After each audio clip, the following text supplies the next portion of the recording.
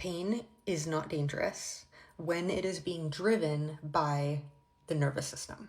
There's some confusion out there that I want to kind of clear up because pain is an intelligent mechanism of our body. Normally, let's say you're running and you injure your foot, and the nerve fibers send signals up to your brain that say, hey, something's going on here, pay attention, stop running, sit down, go to a doctor, get this checked out. It's putting our attention on something painful as a way to keep us safe. However, when symptoms or pain become chronic and they become locked on, those symptoms and that pain are not actually dangerous. Now, I'm not saying they don't feel dangerous. I'm not saying that we don't have a lot of fear around those symptoms, but they are not dangerous. Scary doesn't mean dangerous. Extremely painful doesn't mean dangerous when those symptoms are being driven by your nervous system being so sensitized. It is so hard because we've all learned that pain is a signal. It is a signal that there's something to look at. And that is true when it's working the way it should be.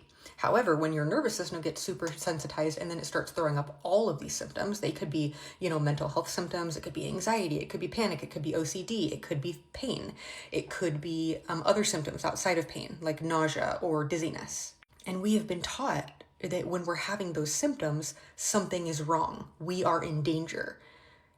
That's just not the case once they become chronic. Extremely painful doesn't mean dangerous. Extremely scary doesn't mean dangerous. Extremely distressing doesn't mean dangerous. And this is hard for so many people because it goes counterintuitive to the way pain is supposed to work. It's supposed to alert me to something that I need to do something with. It's like we are primed to deal with pain in that way. If I have pain, I'm going to deal with it. I'm going to go. I'm going to fix it. I'm going to solve it. I'm going to have a doctor do something, a specialist do a scan, and then they will have a solution for that.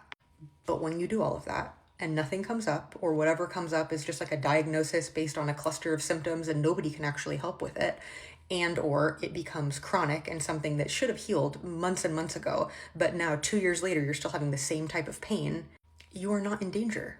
It's just extremely uncomfortable. It's extremely painful. It's extremely distressing, but it's not dangerous. And if you ever want these symptoms to rewire and reverse, we have to start responding to them as though they're not dangerous. And that's what trips people up. It's so challenging to do that when everything in our brain and our physiology is saying, look, solve, fix, fast.